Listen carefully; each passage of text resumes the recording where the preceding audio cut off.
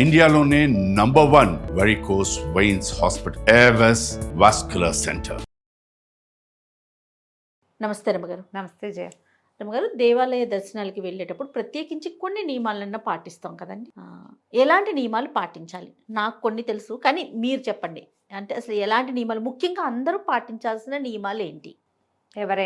ఎవరైనా శుభ్రంగా స్నానం చేయటం మొదట. తల స్నాన నియమం అక్కర్లేదు. అనారోగ్యంగా ఉన్నా, కడుపుతో ఉన్నా, చంటి పిల్లల తల్లులైనా తలస్నానం చేయకపోయినా పర్వాలేదు. మీరు స్నానం చేయదలుచుకుని చేయగలిగితే చేయొచ్చు. స్త్రీలైతే తప్పకుండా కొంచెం ఒక చిటికెడు పసుపు రాసుకుని స్నానం చేస్తే సరిపోతుంది. సువాసినికి స్నాన నియమం లేదు, ఇది ఖచ్చితం. ఊళ్ళోకి వెళ్ళేటప్పుడు తలంటి పోసుకుని తీరాలి అని లేదు. నువ్వు నేను పోసుకోకర్లేదు. మనలాగా మనం పసుపు రాసుకుని స్నానం చేసి వెళ్ళొచ్చు. తర్వాత ఒకసారి కట్టి విడిచిన బట్టలని కట్టుకుని వెళ్ళొద్దు. ఉతికిన బట్ట కొత్తదే అక్కర్లా, ఉతికిన బట్ట కట్టుకోండి. ఒకసారి కట్టుకుని మనం పెట్టుకుంటాం కదా, హ్యాంగర్కి వేసి పెడతాం, ఆ బట్టలు తీయద్దు. తర్వాత భోజనం చేసిన బట్టలు కూడా పనికిరావు. ఎక్కడికో వెళ్ళావు, పెద్ద పట్టు చీర, పార్టీకి వెళ్ళావు, అట్లా లంచ్ డిన్నర్ చేసేస్తావు, ఇంకా ఆ చీర పూజకు కానీ పీటల మీద కూర్చోడానికి కానీ ఆలయానికి కానీ పనికిరాదు. ఏ మెతుకులో పడి ఉంటాయని చేయ. అందులో మడి లక్షణం ఏంటంటే మెతుకులు పడతాయి, తిన్న ఆహారం పడుతుంది, ఎంతో కొంత చెమటలు పడతాయి, అవి పనికిరాదని. ఇప్పుడు ఇది నియమం, అలాగేనా అని మీరు ప్రశ్నిస్తే నేను చెప్పలేను. నియమం మాత్రమే అడుగుతున్నాను, ఇష్టం, కానీ ఇది చేయకూడని పని. బ్లౌజులు, బట్టలు అవి కూడా లంగాలు, పొద్దున వేసుకున్న బట్టలతోటి సాయంకాలం గుడికి వెళ్ళొద్దు.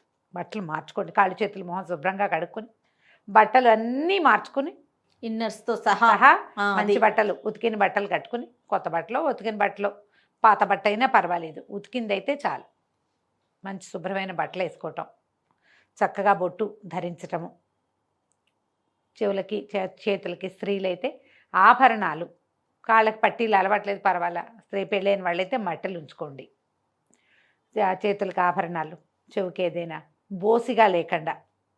తర్వాత జుట్టు విరబోసుకుని వెళ్ళొద్దు.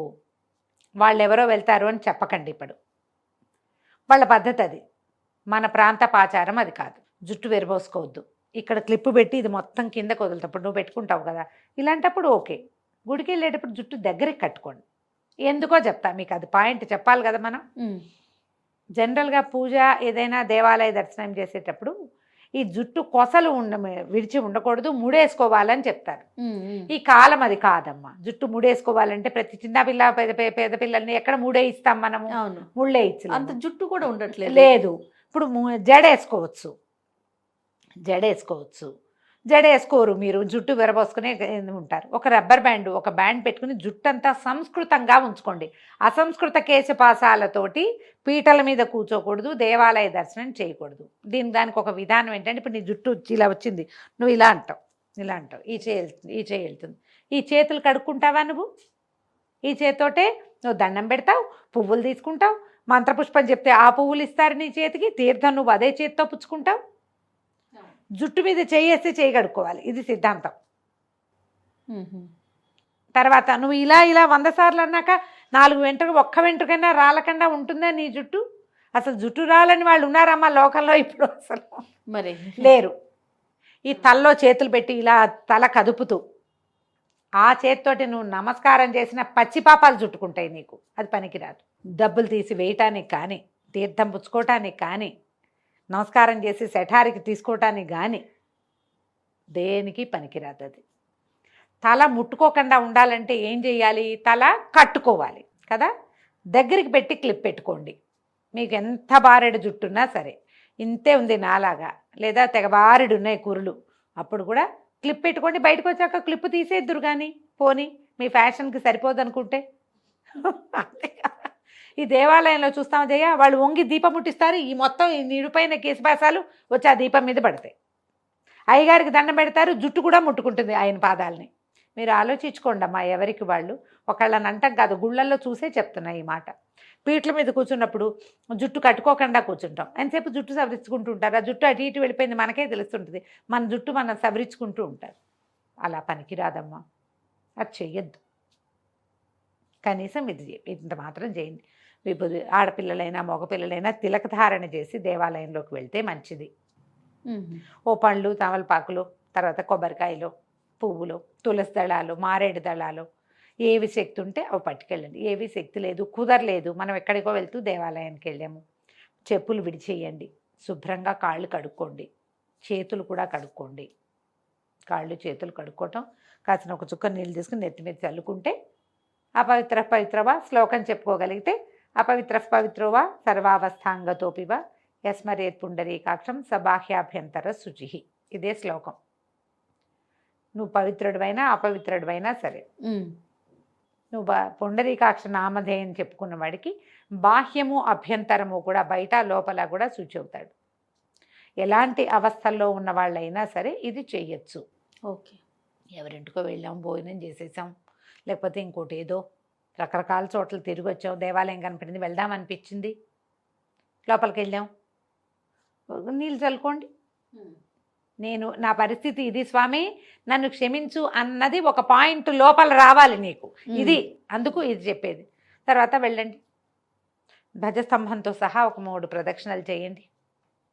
స్తంభాన్ని వదిలిపెట్టి కాదు, ఈ ధ్వజస్తంభం చుట్టూ ఇలా తిరిగామా, ఇప్పుడు ఇది ధ్వజస్తంభం అనుకో, ఇక్కడ మొదలు పెట్టాం, ఇలా తిరిగామా, ఇలా ఎక్కిపోవద్దు, మళ్ళీ తిరిగి వచ్చి ఇక్కడి నుంచి వెళ్ళాలి లోపల. రైట్.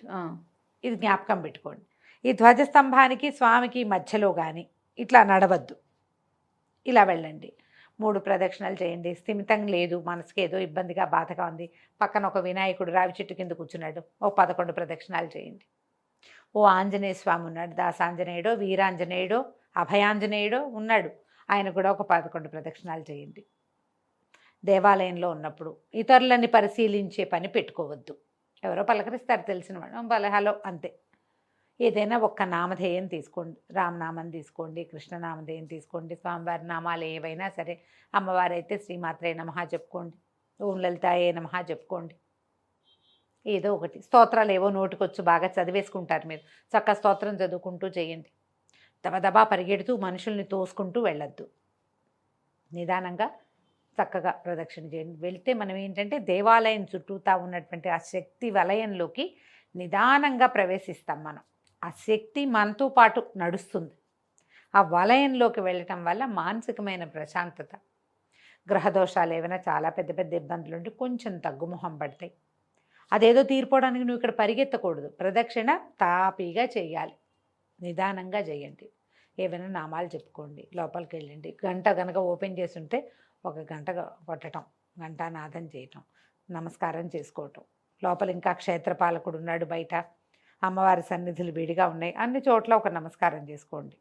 హారతి ఇస్తుంటే శ్రద్ధగా హారతిని గమనించండి, ఆ ప్రతిమా విశేషం కనపడుతుంది మనకి.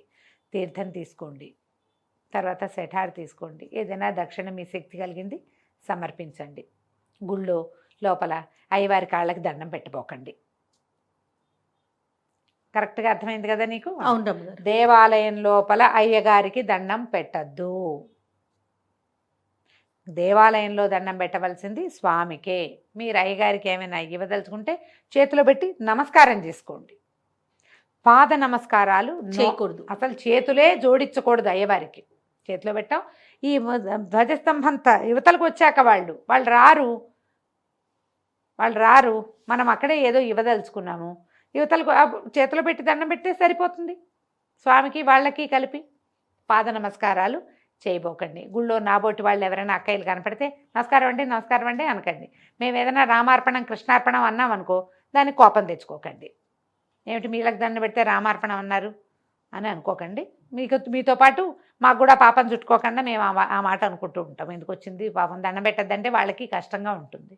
మనుషులకి నమస్కారం చేయదు. అయ్యగారికి దండం పెట్టక్కర్లేదమ్మా. మీరు శఠారి తీసుకునేటప్పుడు దండం పెడతారు ఎట్లా, అది శఠారికి దండం, అర్చకుడికి దండమే పనికొస్తుంది. మరి అక్షింతలు వేస్తారు కదా రమ్మగారు, అప్పుడు కాళ్ళు అక్షింతలు దేవుడు అక్షింతలు కదా అవి, వాటికి కూడా మీరు కాళ్ళు మొక్కక్కర్లేదమ్మా. అక్కర్లేదు. నువ్వు అక్షతలు చేతిలో పెట్టి నువ్వే వేయించుకునేది ఎప్పుడు? మీ ఇంటికి ఎవరన్నా పెద్దవాళ్ళు వస్తే, నువ్వెవరన్నా వేరే వాళ్ళ ఇంటికి వెళ్తే అవి వేరు. ఇది దేవాలయంలో పూజ చేసిన లోపల స్వామివారి దగ్గర సేవింపబడిన అక్షింతలు కదా అవి. ఆ అక్షతలకు ఏ తప్పు లేదు, దానికి మీరు దండం పెట్టాల్సిన పని లేదు. ఓకే, దేవాలయంలో లేదమ్మా. దేవాలయాలు అది తీర్థం ప్రసాదం ఏమైనా ఇస్తే తెచ్చుకోండి బయటికి, అక్కడ వదిలిపెట్టేది. కుంకుమ ఏదైనా ఇస్తే శ్రద్ధగా తిలక ధారణ చేయటం. ఇవన్నీ అందరూ చేసేవే జయ. ఏవో చిన్న చిన్న చిన్న చిన్న మిస్టేక్స్ చేస్తాం. ఆ లోపలికి వెళ్ళి గబగబా బయటకు వచ్చేస్తాం. అలా కాకుండా బయటకు వచ్చి కాసేపు ఒక నిమిషమైనా కూర్చోండి, సన్నిధిలో కూర్చోవాలి కాసేపు, ఒక 5 నిమిషాలు. దేవుడికి స్వామికి వీపు పెట్టి కూర్చోపోకండి, ఓ పక్కకు కూర్చోండి. చిన్న దేవాలయాలు అయితే అంత కూర్చునేందుకు అవకాశం లభించలేదనుకో, అప్పుడు దేవుడికి వీపు పెట్టకుండా ఇటు పక్కకి తిరిగి కొంచెం వీపు కనిపించకుండా కూర్చోండి, నమస్కారం చేసుకోండి. మీరు ఎంత శ్రద్ధగా ఉంటారు, ఎంత ఆస్థతోటి ఉంటారు, ఎంత నమ్మకంతో ప్రవర్తిస్తారు, ఎలాంటి వినయాన్ని అవలంబిస్తారు, అదే కౌంట్ అవుతుంది ఇక్కడ. మీ ఘనతైన బట్టలు, మీరు ఇచ్చే ఘనమైన డబ్బు కాదు. అవన్నీ ప్లస్సులు, కానీ బేసిక్ పాయింట్లు ఇవే. ఈ పాయింట్లు పాటిస్తూ చక్కగా వెళ్ళండి దేవాలయాలకి. ఎంత పురాతనమైన దేవాలయాల్ని ఎంత దర్శిస్తే అంత మంచిది. లేటెస్ట్గా కొన్ని కొత్త కొత్త దేవాలయాలు మనకి కనపడుతూనే ఉన్నాయి కదా. మనం ఏం చెప్పుకుంటాం అంటే, ఎలాంటి తీర్థాటన క్షేత్రాటన ఎన్ని చేసినా మన ఊర్లో, మన వీధిలో, మనకు దగ్గరలో ఉన్నటువంటి సమీపంలో ఉన్న దేవాలయ దర్శనం చేయకపోతే పనికి రాదని చెప్తారు. సమీపంలో ఉన్న దేవాలయాలకు వెళ్తూ వస్తూ ఉండండి. దేవాలయంలో ఏదైనా సేవ చేసే అవకాశం లభించిందనుకో, ఓ ఊడవటమో తుడవటమో పాత్ర మార్జనమో, వారికి ఏదైనా సహాయమో, పువ్వులను ఆకులను ఏమైనా పత్రి లేదనో మా దొడ్లో పువ్వులు ఉంటే రోజువారీ సమర్పించటమో, అట్లా దేవాలయానికి కావాల్సిన సేవలో ఎందులోనైనా కొంత పాలు పంచుకునే అవకాశం ఉంటే నెలకు ఒక్కసారైనా తీసుకోండి ఆ అవకాశాన్ని. చాలు. తప్పకుండా గారు. నమస్తే అండి. నమస్తే.